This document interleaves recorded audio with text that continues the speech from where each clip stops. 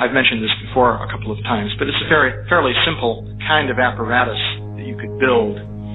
What you have is, on the one hand, a kind of special helmet that fits over a person's head, so that his eyes are looking into TV screens that fit over each eye, and there are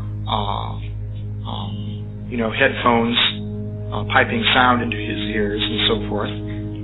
And then he also is wearing a kind of harness so that with sensors that pick up tension in the muscles of his arms and so forth. So this is hooked up with some electronics which codes all the information coming from the sensors, and which also sends electronic signals to these various devices, such as the TV cameras. And this is linked by radio, let's say, with a robot. Now, the robot has TV camera eyes, which correspond to the TV screens in this helmet that the guy is wearing.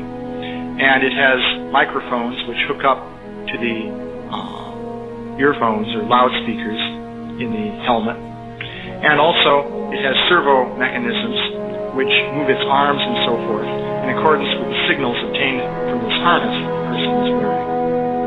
So the effect of all this is that when the person is hooked up in this telerobot system, he actually has the feeling that he is in the robot. Now, this has been done in Japan, so I have read. And the illusion that is created by this device is fairly effective.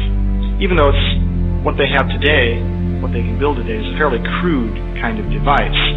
Because, for example, when you look through the TV cameras of this machine, you're looking out, to the TV screens, you're looking out through the TV cameras of the telerobot. And when you turn your head, the robot head turns at the same time. And so you scan across the image of the place that the robot, the area the robot is looking at.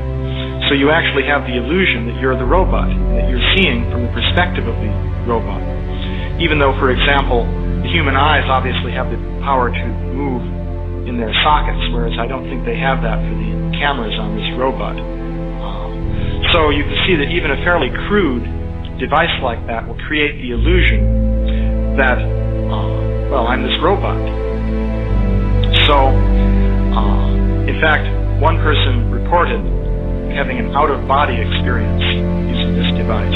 He was looking around from the perspective of the robot, and he looked over and saw his body sitting there, the helmet on his head. And it was a very shocking experience to look over and see his own body. So this is the telerobot. So that's ingredient number one for this little story. The second ingredient is the idea of a simulated world.